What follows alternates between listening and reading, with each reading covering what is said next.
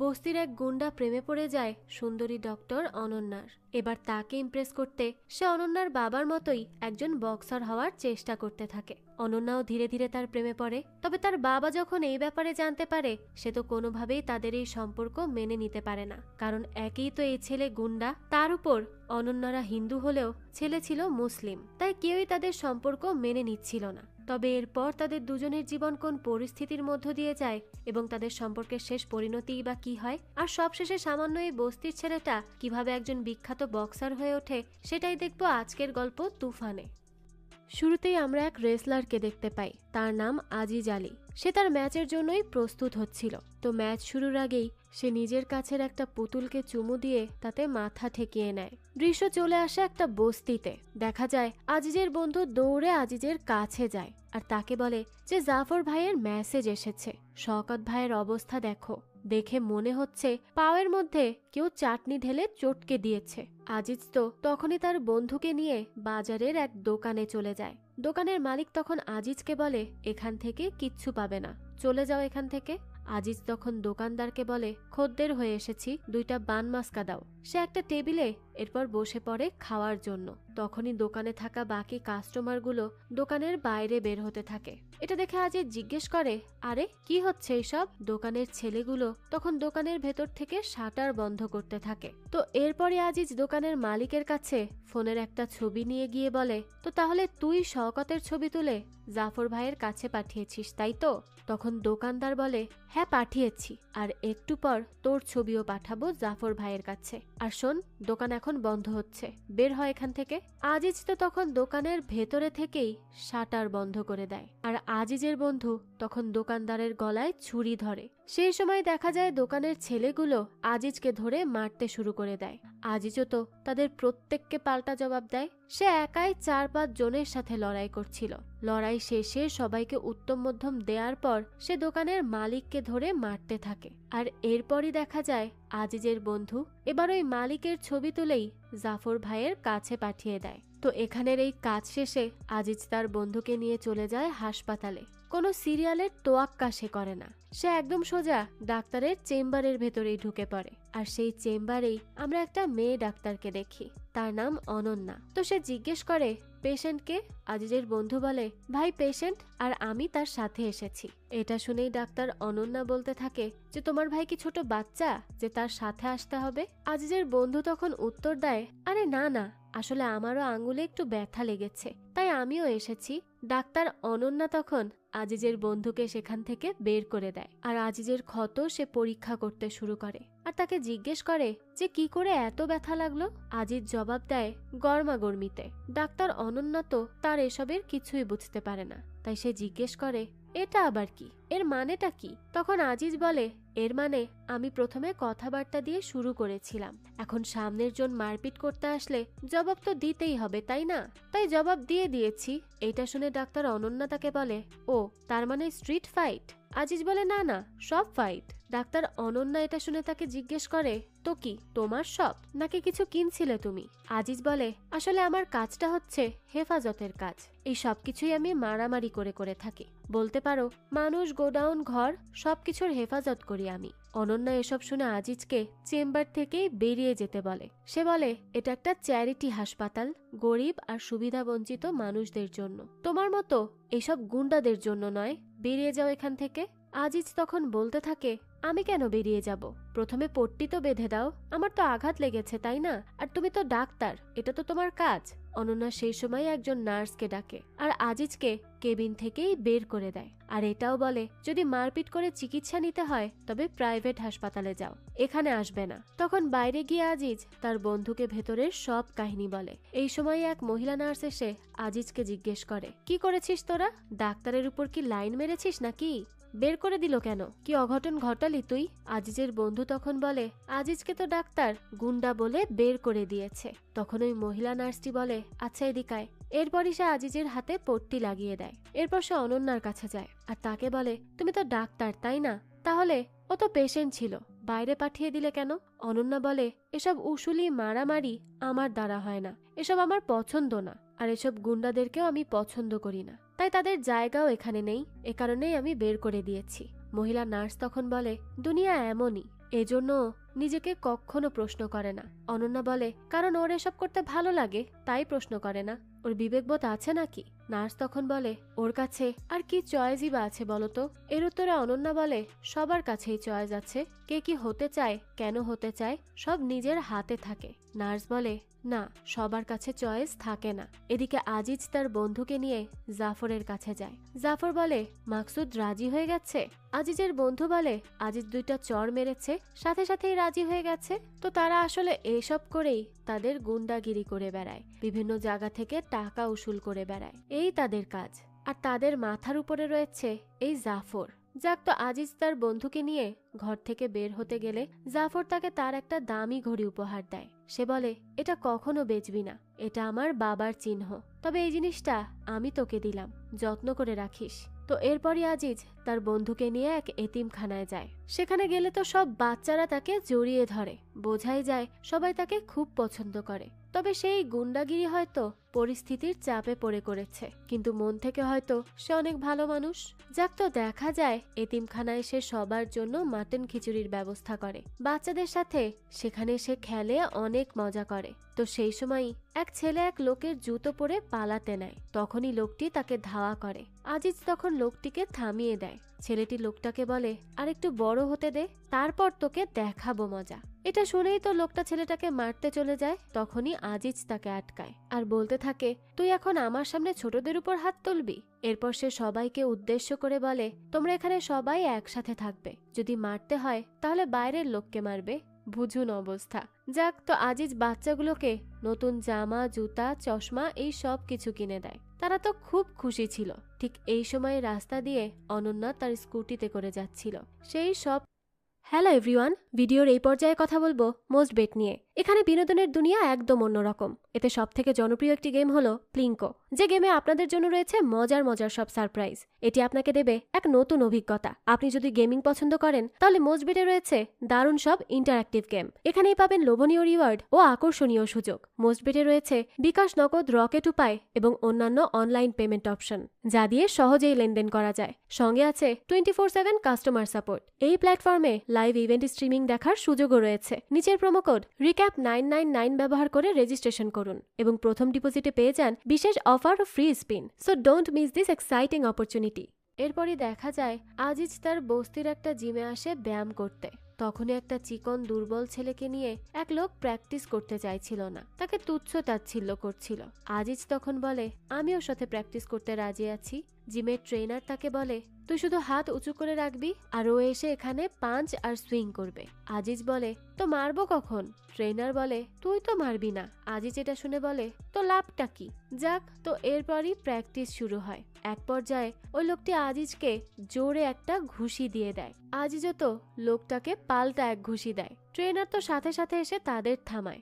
আজিজ আর তার বন্ধু তখন লোকটিকে টিজ করতে থাকে, কিন্তু লোকটি আজিজের কাছে এসে তাকে পানির বোতল দেয় আর বলে, ছেড়ে দিলাম আজকে। এরপর জিম ট্রেনার বলে, বক্সিং আর ভাইগিরির মধ্যে এই একটাই তফাৎ, ম্যাচ চলাকালীন যতক্ষণ রিংয়ের ভেতর আছিস মারামারি চলবে, কিন্তু ম্যাচ শেষে রিংয়ের বাইরে সবাই আবার বন্ধু হয়ে যায়। বক্সিং এর মধ্যে ডিসিপ্লিন আছে, সম্মান আছে, নামও আছে। আর মোহাম্মদ আলীর নাম শুনেছিস তোরা? আজিজের বন্ধু বলে, হ্যাঁ হ্যাঁ, পাশের গলিতেই তো থাকে, একটা ছাপরি। ট্রেনার তখন আজিজের বন্ধুকে সেখান থেকে বের করে দেয় আর আজিজকে রেসলার মোহাম্মদ আলীর একটা ম্যাচের ভিডিও দেখায়। এই মোহাম্মদ আলী একজন বিখ্যাত রেসলার, যার নাম রেসলিং জগতে সবার ওপরে থাকে। আজিজ তো মুগ্ধ হয়ে তার ম্যাচের ভিডিওগুলো দেখতে থাকে। তো একদিন জিম ট্রেনিং এর সময় আজিজ খালি হাতে টায়ারকে পাঞ্চ করছিল। এটা দেখে তার ট্রেনার এসে তাকে গ্লাভস দেয় আর বলে, এটা ইউজ কর, নাহলে হাত ভেঙে যাবে তো। আজিজ তখন ট্রেনারকে বলে, মোহাম্মদ আলীর ভিডিও দেখে মাথা পুরো ঘুরে গেছে আমার। ট্রেনার তখন বলতে থাকে, আসলে বক্সিং এক প্রকার নেশা। আর আজিজ, তোর মধ্যে শক্তি আছে, সাহস আছে, কিন্তু এটা একটা স্পোর্ট, সঠিক টেকনিক শিখতে হবে তোকে। আর এই সব কিছু শিখতে হলে সময়ও যাবে অনেক, হুট করেই বক্সিং করতে নামা যায় না। তো এরপর থেকে দেখা যায় কালকের সেই লোক, যার নাম পারভেজ, সে আজিজকে তার ট্রেনিং এ সাহায্য করতে থাকে। আসলে আজিজও এখন এইসব গুন্ডাগিরি ছেড়ে বক্সিং করতে চাচ্ছিল। মোহাম্মদ আলীর বক্সিং দেখেই সে মুগ্ধ হয়েছে। যাক, তো এরপরই আজিজ পারভেজকে বলে, কালকে শুধু শুধুই তোর সাথে ঝামেলা করেছিলাম আমি, তাই ওটার জন্য ক্ষমা করে দিস আমাকে। পারভেজ বলে, আরে বাদ দে, এখন গ্লাভস পরে নিয়েছিস, সব ঠিক আছে। তো আজিজের ট্রেনার বলে প্রত্যেক ফাইটে 3টা করে রাউন্ড থাকে। তিনি আজিজ আর পারভেজকে নিয়ে এবার বক্সিং রিংয়ে যায়, আর সেখানে তাদের কোচ নানা প্রভুর পরিচয় দেয়। তিনি মুম্বাইয়ের সবচেয়ে বেস্ট কোচ। তো দেখা যায় জিম ট্রেনার মার্চেন্ট এবার আজিজের সাথে নানা প্রভুর সাক্ষাৎ করিয়ে দেয়। ট্রেনার নানা প্রভুকে বলে, আজকে আজিজের প্রথম ফ্রেন্ডলি ম্যাচ আপনার কোনো ছেলের সাথে করানো যাক, কি বলেন? আজিজের বন্ধু বলে, ভাই এর অনেক শক্তি আছে, কিন্তু নানা প্রভু তো এটা শুনে ফেলে আর বলে, তোর ভাইকে দিয়ে রাস্তা বানানোর কাজ করব না, বক্সিং করতে হবে, রিংয়ের মধ্যে শক্তির সদ্ব্যবহার করতে হবে। করবি তো সদ্ব্যবহার? আজিজ বলে, হ্যাঁ স্যার। নানা প্রভু তখন বলে, আচ্ছা আগে রিংয়ে নাম, এরপর বোঝা যাবে। এরপরে ম্যাচ শুরু হয়। প্রথম দিকে আজিজ বেশ ভালো পারফর্ম করলেও শেষের দিকে এসে তার হার হয়ে যায়। আজিজ তখন তার ট্রেনারকে বলে, কিভাবে হেরে গেলাম আমি তো কিছুই বুঝতে পারছি না। তখন ট্রেনার বলে, তুই ওই বক্সারের থেকে হারিসনি, কোচ নানা প্রভুর কাছে হেরেছিস। তখন আজিজের বন্ধু বলে, আপনি আমাদের কোচ হয়ে যান না। তখন ট্রেনার বলতে থাকে, হ্যাঁ আমি এমনিতে একজন ভালো মানের কোচ, কিন্তু আজিজ তোকে যদি বক্সিং এ আরো এগিয়ে যেতে হয় তবে নানা প্রভুর কাছ থেকেই ট্রেনিং নিতে হবে। আজিজ তখন নানা প্রভুর কাছে যায়। নানা প্রভু আজিজকে বলে, এখন বুঝলি শক্তির সঠিক ব্যবহার কিভাবে করতে হয়? আজিজের চোখের ক্ষত দেখে সে বলতে থাকে, সম্মানের ক্ষত এটা, জলদি ঠিক হয়ে যাবে, চিন্তার কোনো কারণ নেই। আজিজের বন্ধু তখন আজিজকে নিয়ে আবারও সেই হাসপাতালে যায় আজিজের চিকিৎসার জন্য। এবার সেই মহিলা নার্সের কাছে যায় আজিজ। নার্স ডিসুজা আজিজকে ডাক্তার অনন্যার কাছে নিয়ে যায়। তখন অনন্যা বলে, তোমাকে বলেছিলাম না এটা একটা চ্যারিটি হাসপাতাল, মারামারি করে প্রাইভেট হাসপাতালে কেন যাও না, এখানে কেন বারবার চলে আসো? আজিজ তখন নার্সকে বলে, তুমি আমাকে দেখো তো, ডাক্তার আবার আমাকে একা ছেড়ে দিবে, তাই তুমি দেখলেই ভালো। নার্স তখন আজিজকে জিজ্ঞেস করে যে কিভাবে আজকের এই চোট লাগলো। আজিজ অনন্যাকে শুনিয়ে শুনিয়ে বলে যে আজকের এটা গুন্ডাগিরির জন্য হয়নি, বক্সিং জানেন তো আমি এখন নতুন নতুন শিখছি, আমার জ্ঞান একটু কম, তাই বিপক্ষ টেকনিক ইউজ করে আমাকে মেরেছে, তাই এই আঘাত লেগেছে। আসলে বক্সিং এ শক্তির সঠিক ব্যবহার করতে হয়। এই সময় অনন্যা আজিজের কাছে এসে বলে, তুমি 2 মিনিট একটু চুপ থাকতে পারো না? আর নার্সকে জিজ্ঞেস করে, ক্ষত কি অনেক বেশি গাঢ়? আজিজের বন্ধু তখন পাশ থেকে বলে, ভাই সোজা ডাউন তো হয়ে যাবে না? অনন্যা তখন আজিজের বন্ধুকে আবারও বাইরে পাঠিয়ে দেয়, কারণ সে সবসময় উল্টোপাল্টা বকবক করতেই থাকে। এরপর সে নার্সকে বলে স্টিচেস লাগাতে হবে। আজিজের চোখে এবার সে সেলাই করে ব্যান্ডেজ লাগিয়ে দেয়। সে বলে চোখ একটুর জন্য রক্ষা পেয়েছে। আজিজ তখন অনন্যাকে বলতে থাকে, আপনার ঘড়ি তো 10 মিনিট এগিয়ে।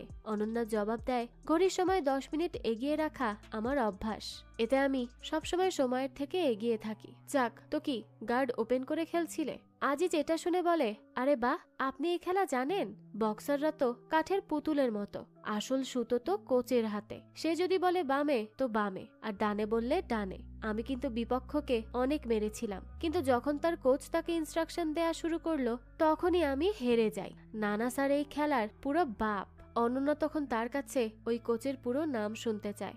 আজিজ বলে, কোচের নাম নানা প্রভু। কোচ তো সেই খেলায় বেশ ভালো, কিন্তু মানুষ হিসেবে অনেক রাগী। প্রতিদিন সকালে তিনি করল্লা খেয়ে বাড়ি থেকে বের হন, তার চেহারাটাও কেমন যেন। অনন্যা তখন হেসে জিজ্ঞেস করে, এটা কি ওনার প্রশংসা ছিল নাকি বদনাম? আজিজ বলে, অবশ্যই প্রশংসা, ওনার মতো কোচ যদি আমার ভাগ্যে জোটে তাহলে বক্সিং এর বচ্চন হয়ে যেতে পারবো আমি। তখন অনন্যা বলতে থাকে, তো ওনার মতোই কেন, উনি নয় কেন? এটা শুনে আজিজ বলে, আসলে আমি তো বস্তির ছেলে, সারাদিন গুন্ডাগিরি করে বেড়াই, ওনার সার্কেলটাই আলাদা, উনি আমাকে কেনই বা ট্রেনিং দিবেন? আমি তো বস্তির বখাটে ছেলেদের সাথে মেলামেশা করি। এটা শুনে অনন্যা বলে, তুমি সেদিন যে বাচ্চাদের নতুন জুতা দিচ্ছিলে ওরা তো বখাটে নয়, তাই না? এটা শুনে আজিজ একটু অবাক হয় আর বলতে থাকে, আপনি কি করে জানলেন? ওরাও আমার মতো আসলে এতিমখানার ছেলে, যখন ওদের সাথে দেখা করি মনে হয় নিজের ছোটবেলা উপভোগ করছি। এরপরই রাতে অনন্যা তার বাড়িতে আসে, আর তখন আমরা দেখতে পাই নানা প্রভুকে। আসলে নানা প্রভু তারই বাবা, কিন্তু অনন্যা আজিজের সামনে কিছুই প্রকাশ করেনি। তো এরপরই সে তার বাবাকে দেখে হাসতে থাকে। নানাপ্রভু আর তার বন্ধু অনন্যাকে তার বিয়ের জন্য এক ডাক্তারের ছবি দেখায়। সে ভারতীয় কিন্তু আমেরিকাতে থাকে। নানাপ্রভু বলে যে ছেলের বাবা নেই, মা সাথে থাকে। অনন্যা তখন বলতে থাকে, তাহলে বাবা তুমিই বিয়ে করে নাও না, আমি একটা মাও পেয়ে যাব আর একটা ডাক্তার ভাইও থাকবে আমার, খুব ভালো হবে না বলো? দেখো বাবা, আমি তোমাকে ছেড়ে কোথাও যাব না, আর আমেরিকাতে তো কখনোই না। তো এরপরই অনন্যা তার বাবার খাবার বেড়ে দিতে গেলে তার বাবা বলে, তোকে দেখে মাঝে মাঝে সুমতির কথা অনেক মনে পড়ে। অনন্যা তখনই রুমে গিয়ে তার মা সুমতির ছবি দেখে আর বলতে থাকে, মা 5 মিনিটের জন্য আসো না, বাবা তোমাকে অনেক মিস করে। এরপরই অনন্যা নানাপ্রভুকে বলে, আজকে এক বক্সার এসেছিল ইনজুরি নিয়ে, তোমার অনেক প্রশংসা করছিল, তুমি নাকি মহান কোচ। নানাপ্রভু বলে, হ্যাঁ হ্যাঁ চিনেছি, ও ডোংরিতে থাকে, এমন ছেলে অনেক দেখেছি, আর ও মুম্বাই যেতে চায়। এসব শুনে অনন্যা বলে, যদি পটেনশিয়াল থাকে তাহলে কি সমস্যা? নানাপ্রভু বলে, আসলে এই মুসলমান লোকেদের থেকে দূরে থাকাই ভালো।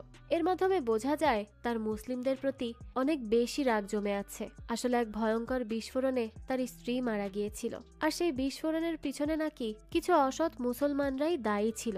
এ কারণেই সে মুসলিমদের সেভাবে পছন্দ করে না। তবে সবাই তো আর সমান হয় না। যাক, দৃশ্য পাল্টে ডোংরিতে চলে আসে। আজিজ বাজারে এক লোককে অনেক মারছিল। তখন অনন্যা সেই সময় স্কুটি নিয়ে যেতে থাকে। তখনই তার নজর আজিজের দিকে পড়ে। আজিজও তাকে দেখে তাকে ডাক দেয়, কিন্তু অনন্যা কিছু না শুনেই স্কুটি চালিয়ে চলে যায়। তো স্কুটি থামালে আজিজ তার কাছে আসে আর বলে, ডাক্তার সাহেব শোনো একটু, টাকা উসুলের কাজ আছে আমার, তাই এসব করতে হচ্ছে। কিন্তু অনন্যা আজিজের কথা না শুনেই চলে যায়। তো এর মধ্যেই রাত হয়ে যায়। অনন্যা তখন আজিজের কাছে এসে জিজ্ঞেস করে, তুমি এতিমখানার বাচ্চাদের মধ্যে থেকে নিজেকে শুধরাতে চাও, নাকি নিজের মতো তাদেরকে গুন্ডা হওয়ার ট্রেনিং দিতে চাও, কোনটা? অনন্যা তখন তার 2 আঙ্গুল দেখিয়ে বলে, এটা আজ্জু ভাই আর এটা আজিজ আলী বক্সার, তুমি কোনটা হতে চাও? তো এখানে তাদের কথাবার্তা দেখে বোঝাই যায় তাদের মধ্যে ধীরে ধীরে সখ্যতা বাড়ছে। এদিকে সকালে নানাপ্রভুর বক্সিং ক্লাসে আসে আজিজ। নানা তখন জিজ্ঞেস করে, তুই আসলে করিস কি? আজিজ বলে, টাকা উসুলি করি। আর নানা ভাই, এই বক্সিং এ অনেক ফরাফরি মানে মারামারি আছে তো, ওটা আমার অনেক কাছের। নানাপ্রভু বলে, ফরাফরি? বুঝে গিয়েছি তোর সংস্কার, তোর অবস্থা, এখনই বাইরে বের হ তুই। আজিজ বলে, নানা ভাই একটা চান্স তো দাও আমাকে, দিয়ে তো দেখো একবার। নানা তখন জিজ্ঞেস করে, কি করবি বক্সিং শিখে? লোকেদের মারবি, দোকান বাড়ি খালি করাবি, তাই তো? আজিজ বলে, ওই দিন আপনার এক বক্সারের সাথে লড়াই হয়েছিল, হেরেছিলাম আমি, কিন্তু একটা সম্মানের ফিলিংস পেয়েছিলাম। নানা তখন হেসে বলে, সম্মান? সম্মানের মানে জানিস তুই? আজিজ বলে, আমার এরিয়ার সবাই আমার কাছে ঝুঁকে থাকে, নাক রোগড়ায়, সালাম দেয়, কিন্তু সেগুলো যে সম্মান নয় সেটা আমি জানি। সবাই আমাকে ভয় পায়, কিন্তু আমি এখন সম্মান পেতে চাই। নানা তখন রেসলিং প্র্যাকটিস করা একটি মেয়েকে ডেকে আজিজকে পাঞ্চ করতে বলে। সে বলে, বক্সিং এর প্রথম নিয়ম, প্রতিপক্ষকে মারা যাবে না, নিজেকে বাঁচাতে হবে। সে আজিজকে পাঞ্চ মারতে বলে। তখন আজিজ তো শুরুতে ইতস্তত বোধ করছিল, পরে সে পাঞ্চ মারতে আসলে নানা টেকনিক ইউজ করে পাঞ্চ আটকে দেয়। সে বলে, তোর ডিফেন্সই তোর সবচেয়ে বড় আক্রমণ। সে আজিজকে এবার কতগুলো পাঞ্চের টেকনিক শেখানোর চেষ্টা করে, কিন্তু আজিজ তো সেগুলো ঠিকভাবে করতেই পারছিল না। নানা তখন নন্দু নামের এক ছেলেকে বলে আজিজের সাথে প্র্যাকটিস করতে। আজিজ ছেলেটির সাথে প্র্যাকটিস শুরু করলে ছেলেটি নানা ভাবে তার ভুল ধরতে শুরু করে। তো তখনই পেছন ফিরে নানা ভাইকে না দেখতে পেলে পাশের 2 জন মেয়ে বলে, নানা ভাই বলেছে তোমাকে 6 মাস পর ট্রেনিং দিবে, ততক্ষণ ওয়ার্ম আপ চালু রাখো। আজিজ দিন রাত ওয়ার্ম আপ আর প্র্যাকটিস চালু রাখে। 4 সপ্তাহ পর আজিজ নানা ভাইয়ের ক্লাসে ফেরত আসে। সে এবার রিং এর ভেতর ঢুকতে গেলে নানা ভাই তাকে বাধা দেয় আর বলে, এটা নানার বক্সিং ক্লাব, এখানে প্রথমে পাকতে হয়। আজিজ তখন নানার ক্লাবের এক ছেলের সাথে রিং এর বাইরে ম্যাচ শুরু করে। এবারের ম্যাচে আজিজ জিতে যায়। নানা ভাই অবশেষে তাকে তার ক্লাবে ভর্তি করিয়ে নেয় আর বলে, কাল থেকে টাকা উসুলের ধান্দা বন্ধ, আর এই যে দাড়ি গোফ এসব কামিয়ে ফেল। আজিজ জিজ্ঞেস করে, কেন? নানা ভাই জানায় যে বক্সিং রিং এর ভেতর এসব অ্যালাউড না। আজিজ বলে, ঠিক আছে নানা ভাই। এরপরে আজিজ মিষ্টির বক্স নিয়ে ডাক্তার অনন্যার সাথে দেখা করতে আসে। সে তাকে জিজ্ঞেস করে, তোমার দাড়ি গোফ কোথায়? আজিজ বলে, বক্সিং এ এসব অ্যালাউড না, নানা স্যার বলেছেন। তো এরপরে শুরু হয় নানা প্রভুর সাথে আজিজের ট্রেনিং। সে তার আগের কাজ পুরোপুরি ভাবে ছেড়ে দিয়েছিল। একদিন আজিজ নানা ভাইয়ের ক্লাবে প্র্যাকটিস করার সময় নানা ভাই সেখানে আসে। সে আজিজকে বলে, এটা শুধু একটা বক্সিং রিং নয়, এটা একটা ঘর, আজ থেকে এটা তোর ঘর। এখন তুই ভাব যে রাতের অন্ধকারে তোর বাড়ির জানালা ভাঙলো, তুই বাইরে এসে দেখলি সামনে একজন চোর দাঁড়িয়ে আছে। তোর বাড়ির এক একটা জিনিস কোথায় সেটা তুই জানিস, চোরের তা জানা নেই। তেমনি এই বক্সিং রিং এর এক এক কোণা তুই জানিস, সামনের বক্সার তা জানে না। তাহলে তার সাহস কি করে হলো তোর ঘরে ঢোকার? রক্তঘাম এক করে তুই নিজের ঘর বানিয়েছিস, রক্ষা কর সেটাকে। নানা তখন আজিজকে নিয়ে বক্সিং লাইসেন্স রেজিস্ট্রেশন করতে চলে যায়। সেখানে আজিজ শপথ নেয় যে সে বক্সিং এর ব্যবহার কোনো অপরাধমূলক কাজের জন্য করবে না, খেলার মধ্যে পুরো ইমানদারি দেখাবে। আজিজকে বক্সিং লাইসেন্সও দিয়ে দেওয়া হয়। নানা ভাই বলে, এখন তুই যাকে মান্য করিস তার কাছে গিয়ে মাথা ঠেকে আয়। আজিজের পর হাসপাতালের বাইরে অনন্যার আসার অপেক্ষা করতে থাকে। অনন্যা বাইরে বের হলে আজিজ তার সামনে মাথা ঝুঁকিয়ে তাকে তার বক্সিং এর লাইসেন্সটা দেখায়। সে তাকে বলে, সবকিছু আপনার কারণেই হয়েছে, কিন্তু আমি আপনাকে থ্যাঙ্কস বলবো না, কারণ এসব বললে মনে হবে সব শেষ হয়ে গেছে। অনন্যা বলে, তার মানে কি পার্টিও দেবে না? আজিজ বলে, না এমনটা নয়, আপনি কোথায় যেতে চান বলুন। অনন্যা তখন নিজের স্কুটিতে করে আজিজকে নিয়ে বের হয়। তারা সমুদ্রের ধারে ঘুরতে আসে। অনন্যা তখন আজিজকে বলে, আমি যখনই এখানে আসি এই সূর্যটাকে ভালোবাসায় ডুবিয়ে দেই, কারণ পরের দিন যেই সূর্যটা বের হবে সেটা যাতে আমার হয়। আসলে এই ধরনেরই কাব্যিক কথাবার্তা সে বলতে থাকে। তো এখানে অনন্যা আর আজিজ বেশ কিছু ভালো মুহূর্ত উপভোগ করে। এরপরে আজিজ বাড়িতে এসে তার বন্ধুকে তাদের দুজনের সব ফটো দেখায়। আজিজের বন্ধু মুন্না তো বলে, অনন্যা একজন ডাক্তার আর আমরা হলাম জাফর ভাইয়ের আন্ডারে কাজ করা লোক, তার সাথে তো তোর কোনো ম্যাচই হবে না। আজিজ বলে, ঠিক বলেছিস। এই বলেই সে জাফর ভাইয়ের কাছে চলে যায়। জাফর ভাই বলে, তোকে তো আজকাল দেখতেই পাওয়া যায় না। আজিজ তখন বলে, আপনার সাথে একান্তে কিছু কথা বলার ছিল। এরপর সে বলতে শুরু করে, আমি বক্সিং চালু করেছি। জাফর ভাই বলে, ভালো তো, তোর পার্সোনালিটি বাড়বে, আর আমাদের কাজই তো হলো মানুষকে ভয় দেখিয়ে টাকা উসুল করা। আজিজ বলে, আমি বক্সিং লাইসেন্স করতে গিয়েছিলাম, ওখানে শপথ নিয়েছি যে এইসব কাজ আর করব না। জাফর জিজ্ঞেস করে, এইসব কাজ মানে? এটা শুনে সে হাসতে থাকে। তখন সামনে থাকা এক পুলিশকে সে বলতে থাকে, ওকে আমি নালা থেকে কুড়িয়ে পেয়েছিলাম, নিজের পরিশ্রমের ফল একে দিয়েছি, আর এখন কি সব বলছে। আজিজ তখন জাফর ভাইয়ের পাশ থেকে উঠে দাঁড়িয়ে তাকে কিছু বলতে চায়, কিন্তু তখনই জাফর ভাই হুঙ্কার দিয়ে তাকে এখান থেকে বেরিয়ে যেতে বলে। রাতে আজিজ আর অনন্যা আবারও সেই সমুদ্রের ধারে এসে বসে আর দুজন মিলে অনেক কথা বলতে থাকে। আজিজ বলে, জাফর ভাই আমাকে ছোটবেলা থেকে লালন পালন করেছিল, আজ অনাথ হওয়ার কষ্ট বুঝতে পারছি। তুমি কি কাউকে এভাবে হারিয়েছ? অনন্যা বলে, আমার মাকে বোম ব্লাস্টে। 8 বছরের ছিলাম আমি, সেম বাসে। ওই বয়সটাই অমন ছিল যে মা না থাকার কষ্টও আমি অতটা বুঝতে পারিনি। আজিজ বলে, আমার মনে হয়েছিল আমার কষ্ট অনেক বড়, কিন্তু তোমারটা তো আরো বড়। অনন্যা তখন বলে, আমার কষ্টই আমাকে ডাক্তার বানিয়েছে, তোমার যে কষ্ট যে রাগ সেসব একদিন তোমার স্বপ্ন পূরণ করবে। আজিজ বলে, স্বপ্ন তো আপনিই আমাকে দেখিয়েছেন। অনন্যা তখন বলতে থাকে, তো পূর্ণ করো আমার স্বপ্ন। এই বলেই অনন্যা আজিজের কাঁধে মাথা দেয়। এদিকে নানা ভাই বাড়িতে তার বন্ধুকে বলছিল, চলো আজ চাইনিজ খাবার অর্ডার করি। তার বন্ধু বাজারের এক মুসলিম লোকের দোকান থেকে তখন অর্ডার করতে চায়, কিন্তু নানা ভাই এক হিন্দুর দোকান থেকে খাবার অর্ডার করতে চায়। নানা ভাইয়ের বন্ধু বলে, খাবারের ব্যাপারে কেন জাতপাত টেনে আনছিস? নানা ভাই বলে, আমি জাতপাত টেনে আনছি? দুনিয়াভর উগ্ররা বিশৃঙ্খলা করে বেড়াচ্ছে ধর্ম নিয়ে, সেটা চোখে পড়ছে না? আজকে হিন্দু একটু জাগ্রত হয়ে গিয়েছে তো সমস্যা হচ্ছে? তোমার জন্য হিন্দু ধর্ম সংকটে চলে এসেছে। নানা ভাইয়ের বন্ধু বলে, ধর্ম অনেক আলাদা, ধর্ম অনেক বড় শব্দ, ধর্ম হয় মানবিকতার। নানা ভাই এটা শুনে বলে, আমাদের সব ভগবানের হাতে হাতিয়ার কেন? অসুরদের বিনাশ করার জন্য। তখন অসুর ছিল আর এখন এসব জঙ্গিরা। তার বন্ধু বলে, তুই একদম পক্ষপাতী হয়ে গিয়েছিস। এই সময় অনন্যা বাড়ি পৌঁছালে তারা তাকে তাদের কথা শোনায়। নানা অনন্যাকে বলে, আমি নাকি পক্ষপাতী? ওই আজিজকে মনে আছে? ডোংরাতে থাকে যেই ছেলে, ওই মুসলিম ছেলেকে আমি ট্রেন করছি স্টেট লেভেলের চ্যাম্পিয়নশিপের জন্য। ক্লাবে কত হিন্দু ছেলে আছে, কিন্তু সবাইকে সাইড করে আমি তো ওই মুসলিম ছেলেরই হাত ধরেছি, তাই না? নানার বন্ধু তখন জিজ্ঞেস করে, কেন করেছিস বল? নানা তখন বলে, বাকিদের মতো এমনি ঘুরে বেড়ায় নাও, ও কিছু করতে চায় বক্সিং নিয়ে। ওর জীবনের লক্ষ্য হলো ভালো বক্সার হওয়া, এজন্যই তাকে সুযোগ দিয়েছি। নানার বন্ধু বলে, এর মানে বক্সিং তোর ধর্ম হয়ে গিয়েছে, তাই তো? যাক, তো এরপরই শুরু হয় স্টেট চ্যাম্পিয়নশিপ বক্সিং কম্পিটিশন, যেখানে প্রথমবারের মতো আজিজ আলী মুম্বাইকে রিপ্রেজেন্ট করতে চলেছে। আজিজের বিপক্ষে ছিল আগের বছরের স্টেট চ্যাম্পিয়নশিপের সিলভার মেডেল উইনার। তো দেখা যায় এই ম্যাচে আজিজ জিতে যায়। সে অনন্যাকে তখন কল দিয়ে বলে, আজ নানা ভাই তাকে তুফান বলেছে।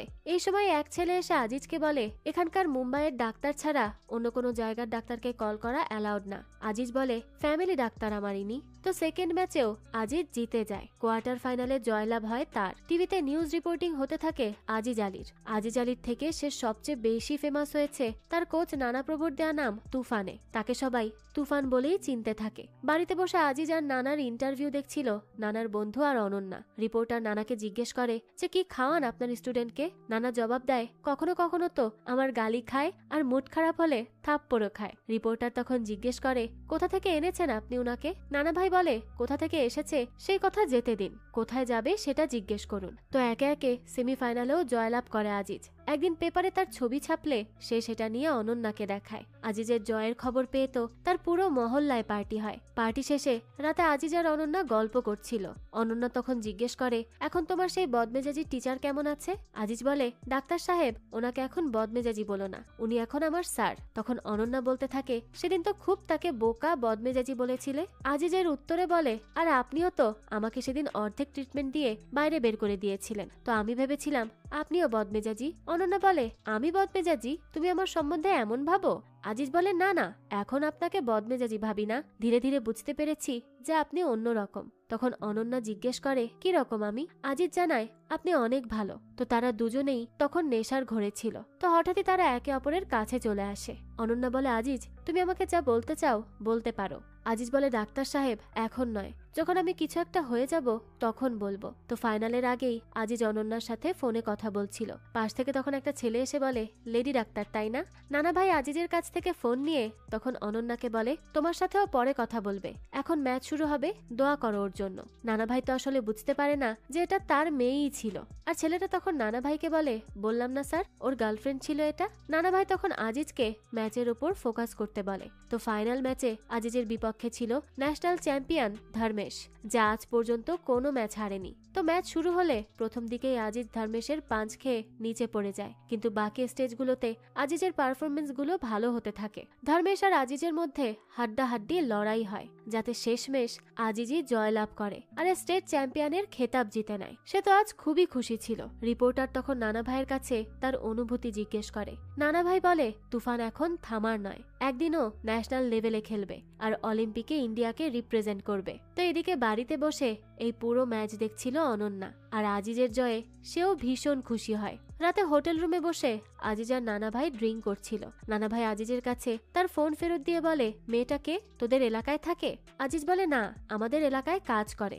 নানা ভাই তখন বলে, এমনি শুধু মেলামেশা নাকি সিরিয়াস সম্পর্ক? আজিজ জানায়, সিরিয়াস সম্পর্ক, আমি তো তার জন্য মরতেও পারি। এটা শুনে নানা ভাই তাকে বলতে থাকে, আর মরা বা মারার এখানে কি আছে? তুই যদি ওই মেয়ের জন্য জান দিস, 2 দিন মেয়েটা কান্না করবে, আর তৃতীয় দিন কাউকে বিয়ে করে চলে যাবে, তাই জান দেওয়ার দরকার নেই, তুই তাকে ভালোবাসা দে। সেও তো তোর আল্লাহর কাছে দোয়া করেছিল তোর জেতার জন্য, তাই না? আজিজ বলে, ও হিন্দু স্যার, বক্সিং করার জন্য সে আমাকে জোর করেছিল, আমার মনে তার জন্য অনেক সম্মান রয়েছে। এইসব শুনে নানা ভাই বলে, কি করছিস তুই? এমন গড়বড় করিস না, হিন্দু মেয়ের সাথে এসবে জড়াস না, সম্মান আছে না একটা? তাই বলছি এই মামলা সম্মানের সাথে দাফন দিয়ে দে এখনই, ভালোই ভালোই বের হয়ে যায় ঝামেলা থেকে, না হলে ফেসে যাবি। আজিজ বলে, স্যার এমনটা কিভাবে করব? সিরিয়াস ম্যাটার, তার প্রতি আমার ভালোবাসা রয়েছে। নানা ভাই তখন জিজ্ঞেস করে, কি করে মেয়ে? আজিজ জানায়, সে একজন ডাক্তার। এটা শুনে নানা ভাই বলতে থাকে, তোর মতো একটা ছেলে ডাক্তার মেয়ে জুটালি কি করে? আজিজ তখন বলতে থাকে, আসলে আমাদের এরিয়াতে এসপি হসপিটাল আছে, সেখানেই সে কাজ করে। কয়েক মাস আগে আমার মাথায় চোট লেগেছিল, তখন আমি তার কাছে গিয়েছিলাম, তখন সে একটু রেগেই গিয়েছিল আর আমাকে তো চেম্বার থেকেই বের করে দিয়েছিল। কিন্তু তারপরে ধীরে ধীরে সবকিছু শুরু হলো, আমাদের মধ্যে অনেক ভালোবাসা রয়েছে, আমরা তো বিয়েও করে নিব। তো এই সব কথা শুনে এবার নানা ভাইয়ের মনে তো সন্দেহের জন্ম নেয়। সে এবার মেয়ের নাম জিজ্ঞেস করে। আজিজ জানায়, অনন্যা। এটা শুনেই নানা ভাই বলে, অনন্যা প্রভু? আজিজ বলে, হ্যাঁ স্যার, আপনি কি চেনেন তাকে? নানা ভাই তো এবার রেগে আজিজকে গালি দিয়ে দেয় আর তাকে জোরে একটা চড়ও বসিয়ে দেয়। আজিজ তো কিছুই বুঝতে পারে না। নানা ভাই তখন আজিজকে বলে, শেষমেশ আমার ঘরেই হাত দিলি, আমার মেয়েকে ফাঁসাচ্ছিস? আজিজ তখন অবাক হয়ে বলে, স্যার আমি সত্যিই জানতাম না যে সে আপনার মেয়ে। কিন্তু নানা ভাই তখন কিছুই শোনে না, সে আজিজকে রুম থেকেই বের করে দেয়। এরপরই বাইরে এসে আজিজ পায়চারি করছিল, তখনই তার কানে নানা ভাইয়ের দেয়া গালিগুলো বাজছিল। অনন্যা তখন আজিজের সাথে দেখা করতে চলে আসে। আজিজ তাকে জিজ্ঞেস করে, আমাকে তুমি কেন বলনি যে তুমি নানা স্যারের মেয়ে? অনন্যা বলে, কেন, কি করেছে বাবা? আজিজ তখন বলে, সে আমাকে হারামি বলেছে, আমাকে ধোকাবাজ বলেছে, বলেছে যে আমি নাকি তোমাকে ফাঁসিয়েছি। অনন্যা তখন আজিজকে শান্ত করার চেষ্টা করে। সে বলে, আমি তোমাকে বলতে চেয়েছিলাম আজিজ, কিন্তু যদি আগে বলে দিতাম তাহলে সব সম্পর্ক ভেঙে যেত। আজিজ বলে, সব তো ভেঙেই গেছে, আর কি কিছু বাকি আছে? এরপরই সে রাগ করে সেখান থেকে চলে যায়। পরদিন সকালেই নানা ভাই হোটেল থেকে নিজের বাড়িতে আসে। অনন্যা তখন নানা ভাইকে বলে, বাবা, আজিজ এসেছিল, তোমাকে ওর থেকে মাফ চাইতে হবে। তুমি এসব কি বলেছো ওকে? কিন্তু নানা ভাই তো তা করতে চায় না। অনন্যা বলে, টিভিতে তো খুব বলছিলে আমার বাচ্চা আমার বাচ্চা, এখন কি হলো? নানা ভাই তখন বলে, ধোকা হয়েছে আমার সাথে, সে তার জাত দেখিয়ে দিয়েছে, আমার ঘরেই হাত দিয়েছে সে। তখন অনন্যা বলে, সে হাত দেয়নি, আমিই তাকে ভালোবেসেছি। নানা ভাই এটা শুনে বলে, ভালোবাসা? এটাকে লাভ জিহাদ বলে। আজ তোর সাথে বিয়ে করবে, এরপর আরো 3 বউ নিয়ে আসবে, তখন কি করবি তুই? ওর বাড়িতে কাপড় চোপড় ধুবি? অনন্যা বলে, আজি যেমন ছেলে নয় বাবা, তুমি ওকে চিনতে ভুল করছো। নানা ভাই তখন বলতে থাকে, মনে আছে তো তোর মা সুমতিকে ওদের ওই লোকেরাই বোম লাগিয়ে মেরে ফেলেছিল, তার সাথে সংসার করবি তুই? অনন্যা তখন বলে, আজিজ তো বোম লাগায়নি বাবা। নানা ভাই তখন বলতে থাকে, ওই আজিজ আকরাম সবই এক, পুরো কমই খারাপ ওদের। এটা শুনে অনন্যা বলে, তোমার চিন্তা ভাবনাই খারাপ বাবা। নানা ভাই তখন তার মেয়েকে একটা চড় বসিয়ে দেয়। তখনই অনন্যা বলে ওঠে, আমি আমার সিদ্ধান্ত নিয়ে নিয়েছি। নানা ভাই তখন তাকে বলে, তো যা, তুই বের হয়ে যা বাড়ি থেকে। এরপরই অনন্যা বাড়ি থেকে বেরিয়ে আজিজের সাথে দেখা করে। তারা একটা ছোট হোটেলে রাতের খাবার খাচ্ছিল। আজিজের বন্ধু মুন্নাও সেখানে ছিল। খেতে বসে হঠাৎই অনন্যা কান্না করে দেয়। এরপর সে আজিজের বাড়িতেই রাতটা কাটায়। সকাল হলে আজিজ জগিং করতে চলে যায়। তখন আজিজের ঘরে অনন্যা একাই ছিল। সেই সময় কিছু লোক আর মহিলা তাদের ঘরে চলে আসে। অনন্যা তাদের জিজ্ঞেস করে, আপনাদের কি কিছু প্রয়োজন ছিল? তো এমন সময় আজিজও আসে। সে এসেই তাদেরকে জিজ্ঞেস করে যে কি হয়েছে। তখন একজন মহিলা বলে, কাল রাতে সবাই নিচে কথা বলছিল যে আজিজ নাকি বিয়ে করেছে, দাওয়াত তো দিল না কাউকে। আজিজ বলে, এমন কিছু তো হয়নি। মহিলাটি তখন বলে, এটা তো আমি বুঝি, বাকি লোকেদেরকে কে বোঝাবে? মহিলাটি এরপর অনন্যার নাম জিজ্ঞেস করে। অনন্যা তার পুরো নাম অনন্যা প্রভু বলে জানায়। এটা শুনেই মহিলাটি বলে, আমিনা অথবা আমনা রেখে দেব তোমার নাম। আমিনা নামটা কেমন লাগছে? আজিজ তখন মহিলাটিকে জিজ্ঞেস করে, কেন? মহিলাটির স্বামী বলে, সবার সাথে থাকতে হলে সবার মতো করেই থাকতে হবে। ও যদি কালেমা না পড়ে তাহলে বিয়ে কি করে হবে? বিয়েতে কালেমা পড়ার সূত্রে আমিনা তো হতেই হবে, অর্থাৎ তাকে মুসলমান হতে হবে। আজিজ বলে, কোনো আমিনা হবে না সে, তোমরা এখন এখান থেকে বের হও। মহিলাটি বলে, আজিজ, এটা ভদ্রলোকের মহল্লা, এখানে থাকতে হলে এভাবেই থাকতে হবে, না হলে বাইরে বাসা দেখো। আজিজ আর অনন্যা তখন নতুন বাসা দেখতে চলে আসে। দালাল বলে, এখানে ফ্ল্যাট অনন্যার নামে রেন্ট দেয়া হবে। সবকিছু ফাইনাল করার আগে সে তাদের এটাও বলে যে তারা যেন কাউকে নিজেদের নাম না বলে, আর যদি বলতেই হয় নাম তাহলে যেন অর্জুন প্রভু বলে। অনন্যা বলে, নাম আমরা পাল্টাবো না। দালাল তখন বলে, এটা হিন্দু সোসাইটি, তো মুসলিম অ্যালাউড না এখানে। অনন্যা এটা শুনে বলে, ঠিক আছে, আমাদের তাহলে এই বাসাও চাই না। এবার তারা একটা বড় অ্যাপার্টমেন্ট দেখতে আসে। মুন্না বলে, আজু ভাই, এখানে যদি তুমি একটা জিরাফও রাখো কেউ তোমাকে কিচ্ছু বলবে না। আজিজ তখন মুন্নার কাছে ভাড়া জিজ্ঞেস করে। মুন্না বলে, সেটা নিয়ে টেনশন করো না, তোমরা নিশ্চিন্তে থাকো। ব্রোকারের কাছে এ নিয়ে জিজ্ঞেস করলে সে বলে, জাফর ভাই রিকোয়েস্ট করেছে, তাই এখানে নিশ্চিন্তে থাকুন, না হলে এমনিতে তো ভাড়া 80,000 আর 8 লাখ ডিপোজিট। আপনার থেকে কি টাকা নিব আজিজ ভাই, আপনি নিশ্চিন্তে থাকুন তো। কিন্তু আজিজ বাসাটা নেয় না। রাতে মুন্না বলে, যদি তোর কোনো সমস্যা না থাকতো তাহলে ওই মুহূর্তে 8 লাখ টাকা আর 80,000 ভাড়া ডিপোজিটের ব্যবস্থা করে আসতাম। আজিজ তখন রাগে ফুঁসতে থাকে। সে মুন্নাকে বলে, অনন্যা নিজের সবকিছু ছেড়ে আমার কাছে এসেছে, আর আমি এখানে ওর থাকার জন্য ব্যবস্থাও করতে পারছি না, আর আমি এইভাবে জাফর ভাইয়ের কাছ থেকে সাহায্য নিতে চাচ্ছি না। তো পরদিন সকালেই আজিজ একটা মেয়েদের হোস্টেলে অনন্যার থাকার ব্যবস্থা করে। অনন্যা তখন তাকে ন্যাশনাল ম্যাচে ফোকাস করতে বলে। ন্যাশনাল ম্যাচ টুর্নামেন্ট শুরুও হয়। ম্যাচ শুরুর আগে মালিক নামের এক লোক তার সাথে দেখা করতে আসে। মালিক বলে, তোর ম্যাচ আমি দেখেছি, দেখেই আমার খুব পছন্দ হয়েছে তোকে। তুই যদি ম্যাচ জিতিস তাহলে তো তোকে দিবে পিতলের একটা কাপ। মোটা পয়সা কামানো যায় ম্যাচ হেরে, তাই ম্যাচটা হেরে যা, অনেক টাকা পাবি। এই বলে মালিক নামের লোকটি তার ব্যাগ থেকে টাকা বের করতে থাকে, যাতে আজিজ ইচ্ছে করেই ম্যাচ হেরে যায়। মালিক তখন 12 লাখ টাকা দিতে চায়, আর বাকি 6 লাখ পরে। সেই ম্যাচটা দেখা যায় আজিজ ইচ্ছে করেই হেরে যায়। সেভাবে যে টাকা দিয়ে হয়তো সেবার নিজের সংসার সাজাতে পারবে, কিন্তু এয়ারপোর্টে গেলে সে নিউজে দেখে তাকে 5 বছরের জন্য ব্যান করে দেয়া হয়েছে বক্সিং থেকে। তার মালিকের কাছ থেকে টাকা নেয়ার সিসিটিভি ফুটেজ লিক হয়ে গিয়েছিল, যার ফলে তার তার সকল ফ্যান অনেক আশাহত হয়েছে। নানা ভাইয়ের সাথেও সাংবাদিকরা যোগাযোগ করার চেষ্টা করে এই বিষয়ে কথা বলার জন্য, কিন্তু নানা ভাই তো আজিজের ওপর তখন আরো বেশি রেগে যায়। আজিজ তখন অনন্যার হাসপাতালে গিয়ে নার্স ডিসুজার কাছে অনন্যার খোঁজ করে, কিন্তু নার্স বলে যে সে জানে না সে কোথায় আছে। আজিজকে সে বলে যে গেম তোকে নাম দিল, সম্মান দিল, ওই গেমের তুই মিস ইউজ করলি। আজিজ বলে আর কোনো রাস্তা ছিল না যে আমার কাছে। এই সময় অনন্যার সাথে আজিজের দেখা হয়, কিন্তু অনন্যা তো তার সাথে কথাই বলতে চায় না, কারণ তার কাছেও এই নিউজ পৌঁছে গিয়েছিল। আজিজ তখন তাকে বোঝায় যে আমাদের টাকার প্রয়োজন ছিল, তাই আমি এমনটা করেছি। অনন্যা বলে টাকার যদি এতই প্রয়োজন ছিল তবে আমি কোনো বড় লোকের সাথে টাকার বিনিময়ে রাত কাটাতে পারতাম। এ কথা শুনে তো আজিজের খুব খারাপ লাগে। অনন্যা তখন বলে কি খারাপ লাগছে তোমার? আমারও খারাপ লেগেছিল যখন ওই নিউজটা আমি দেখেছিলাম। এরপরে বেশ কিছুদিন অনন্যার সাথে আজিজের কথা হয় না। একদিন সকালে মুন্না এসে অনন্যাকে বলে যে ওই বেটিং এর কাজটা আসলে মুন্না করিয়েছিল। এর আগে অনেক টাকা উসুলের কাজ এসেছিল, কিন্তু আজিজ সেগুলোকে না করে দেয়। কিন্তু টাকার অনেক প্রয়োজন ছিল দেখে মুন্না এই বেটিং এর টাকাটা আজিজের তরফ থেকে একসেপ্ট করে নেয়। আজিজ তো সেখানে জিততেই গিয়েছিল প্রথমে, তবে সব ভুল আমার, তাই আর ওর সাথে রাগ করে থেকো না, ওর সাথে দেখা করো, না হলে ও মারা যাবে। অনন্যা তখন আজিজের সাথে দেখা করতে আসে। সে আজিজকে বলে তোমাকে তো আমি বলেছিলাম যে আমরা একসাথে বাঁচবো, একসাথে থাকবো, এই কথাগুলো তো হয়েছিল আমাদের, তাই না? আজিজ বলে হ্যাঁ হয়েছিল। অনন্যা তখন বলে তাহলে আমি এমন কি চাইলাম আর কি করলাম যে তুমি এইরকম ডিসিশন নিয়েছিলে? আমি ভেবেছিলাম আমি তোমার শক্তি, কিন্তু তুমি তো আমাকে তোমার দুর্বলতা বানিয়ে ফেললে। আমি কি সত্যি সঠিক মানুষকে পছন্দ করেছি? আজিজ তখন বলে তুমি আসলে একটা ইডিয়েট মানুষকে পছন্দ করেছো।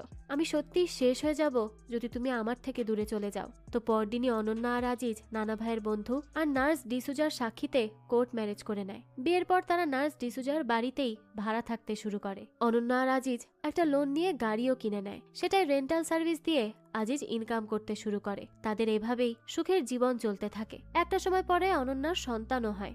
এরপরই অনন্যা তার বাচ্চাকে নিয়ে নানা ভাইয়ের সাথে দেখা করতে আসে, কিন্তু নানা ভাই তো দরজাই খোলে না। এরপরই আমাদের 5 বছর পরের দৃশ্য দেখানো হয়। আজিজ আর অনন্যার মেয়ে মায়েরা কলিং বেলের আওয়াজ শুনে দরজা খোলে। নার্স ডিসুজাও দরজায় কে এসেছে সেটা দেখতে আসে। কুরিয়ারের লোক এসে তখন ন্যাশনাল বক্সিং ফেডারেশনের একটা ফাইল ডিসুজার হাতে দেয়। ডিসুজা মায়েরাকে বলে এটা অনেক ইম্পর্টেন্ট কাগজ, আর এটা যেন সে তার বাবাকে দিয়ে আসে। মায়েরা তখন কাগজটা নিয়ে তার বাবা আজিজকে দেয়। আজিজ এই 5 বছরে নিজের সুঠাম দেহ হারিয়ে ফেলেছিল, তার ওজন এখন আগের চেয়ে অনেক বেড়ে গিয়েছিল। তাই বক্সিং ফেডারেশনের কাগজ পেয়েও সে সেটার উপর গুরুত্ব না দিয়ে ডাস্টবিনে ফেলে দেয়। আজিজ এখন একটা ট্রাভেল এজেন্সি চালায়। তো বাড়ি ফিরলে অনন্যা তাকে ন্যাশনাল বক্সিং ফেডারেশনের সেই লেটারটা দেয়, কিন্তু আজিজ তাকে বলে আমি কি করব এই লাইসেন্স কালেক্ট করে? বক্সিং করার টাইম চলে গেছে। তুমি তো এমন ভাবে বলছো যেন পুরো দুনিয়া এই আজিজ আলীর জন্য ওয়েট করছিল যে কবে সে আসবে আর বক্সিং করবে। বাকি বক্সারদের থেকে বয়সে বড় হয়ে গিয়েছি, আমি ভারী হয়ে গিয়েছি, কিভাবে পারবো আমি? আর আমি ওখানে কি মুখ নিয়ে যাব? অনন্যা বলে এমনটা ভাবো যে কতদিন মুখ লুকিয়ে রাখবে? নিজের সম্মান নিজের হাতে থাকে আজিজ। কিন্তু আজিজ বলে বক্সিং এর টাইম চলে গেছে। অনন্যা এরপরেও নিজে একা একা বক্সিং ফেডারেশনে যায় সেই লাইসেন্স কালেক্ট করার জন্য। সেখানকার লোক বলে এখন এই লাইসেন্স দিয়ে কি করবে সে? দেয়ালে টাঙিয়ে রাখবে? অনন্যা বলে না, সে আবারও বক্সিং চালু করবে। লোকটা বলে বক্সিংকে তো ও বেচে দিয়েছিল। এর জবাবে অনন্যা বলে সে তার ভুল বুঝতে পেরেছে, 5 বছর শাস্তিও ভোগ করেছে। এইসব শুনে লোকটি বলতে থাকে ঠিক আছে, আপনি অপেক্ষা করুন, লাইসেন্স দিয়ে দেওয়া হবে আপনাকে। তো লাইসেন্স নিয়ে অনন্যা বাড়ি ফেরার পথে স্টেশনে হঠাৎই বিস্ফোরণ শুরু হয়। মানুষের পায়ে তখন পদদলিত হয়ে অনন্যা সেখানেই মারা যায়। আজিজ রাতে সেই জায়গায় আসে অনন্যার খোঁজ করতে, কারণ অনন্যাকে সে খুঁজে পাচ্ছিল না। পুলিশকে অনন্যার ছবি দেখালে তারা তাকে এবার অনন্যার লাশের কাছে নিয়ে যায়। এটা দেখেই তো আজিজ একদম কান্নায় ভেঙে পড়ে। শবদাহের সময় সেখানে আজিজের কাছের প্রায় সবাই উপস্থিত ছিল, এমনকি জাফর ভাইও। আর অনন্যার বাবা শ্মশান ঘাটের বাইরে থেকে তার মেয়ের সব পুড়তে দেখছিলেন। এরপর থেকে আজিজ অনন্যার স্মৃতি মনে করেই দিন পার করতে থাকে। সে অনন্যার শেষ ইচ্ছা পূরণ করতে এবার বক্সিং এ ফেরার সিদ্ধান্ত নেয়। প্রায় 5 বছর পর সে নানা ভাইয়ের সাথে দেখা করতে আসে। নানা ভাইকে তার কোচ হওয়ার রিকোয়েস্টও করে, কিন্তু সে বলে যে সে বক্সিং ছেড়ে দিয়েছে। আর আজিজ বক্সিং ক্লাবে গেলে তাকে প্রথমে কেউ তার পুরনো কলঙ্কের জন্য নিতেও চায় না। এর সাথে তার হেভিওয়েট বাধা হয়ে দাঁড়াচ্ছিল। 3 মাস পরে স্টেট চ্যাম্পিয়নশিপ আছে, কিন্তু এরপরও আজিজ একটা সুযোগ চায়। আজিজ এই 3 মাসের মধ্যে নিজেকে প্রিপেয়ার করে ফেলে। এরপরই ন্যাশনাল ম্যাচের জন্য দিল্লি চলে যায়। তো তবে সেখানে যাওয়ার আগে তার মেয়ে তাকে শুরুতে দেখানো সেই পুতুলটা দেয় আর বলে, মা তোমাকে চ্যাম্পিয়ন বানিয়ে দিবে বাবা। তো দিল্লিতে ন্যাশনাল বক্সিং ম্যাচের জন্য গেলে লিফটে আজিজকে দেখে অবাক হয়ে যায় তার কাছে 5 বছর আগে স্টেট চ্যাম্পিয়নশিপে হেরে যাওয়া ধর্মেশ। আর এদিকে নানা ভাই অবশেষে আজিজ আর অনন্যার মেয়ে মায়রার সাথে দেখা করে। এদিকে বক্সিং ম্যাচের আগে আজিজকে অনেক টিপ্পনি শুনতে হয় তার আগে সেই ভুলের জন্য।